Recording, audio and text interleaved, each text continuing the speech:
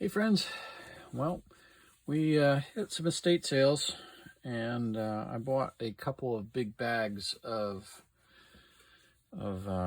utensils, flatware, silverware type stuff. They're really cheap, like $10 a bag. Two of the bags were a nice set of just stainless flatware, which should sell pretty well on eBay. And then there was a couple bags of like assorted, and you could just tell there was a lot of plated stuff, but it had a lot of age to it. Like one of the plated pieces was marked.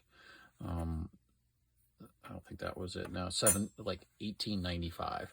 None of it was in great shape, unfortunately, and there were definitely mismatches. It was just odds and ends.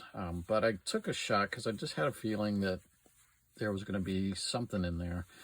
And lo and behold, found a couple pieces. These three are all sterling. Big butler's knife. It's nothing special, I don't think. And then a small, like Demitasse spoon. And then a regular size spoon. This is probably the nicest of the bunch, and it's just an old Rogers piece. I don't think it's anything special. And this is kind of chewed up here, so I don't think it'll be worth trying to match up to a pattern or anything. That's kind of familiar. But the three of those were almost 1.5 ounces, and then I got this serving or carving fork, which unfortunately it's a nice, I think it's got a nice pattern, but it is monogrammed on there, so there's probably no real value to it at this point. I'm hoping that I think this piece up top here this is where the sterling ends, so it should be pretty easy to peel off. I'm gonna break it up. I'm not gonna do it on camera, and then I'll come back and we'll weigh everything together. Okay, see you in a minute. All right, we're back.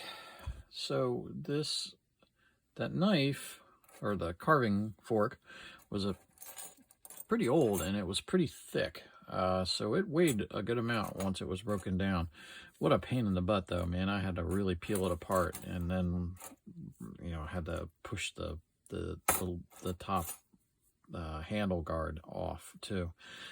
This is silver. I scratch tested it. It might be a little bit of steel there. Well, there's no steel because my magnet doesn't stick into it, so I don't know, maybe there's brass or something around the edge there, but I don't think so. So this weighed in at 1.5 ounces once it was broken down, and 42.9 grams. And I paid $4 for that. We're going to call the other three $6. They were part of a big lot. I'll be able to sell off everything else, or throw, I'll donate some of it, but everything else will get sold off and should recover more than what I paid for it by far. This weighs at 3.01 ounces, so 3 ounces for the three items. This is the heaviest by far, a little lighter, mid-range.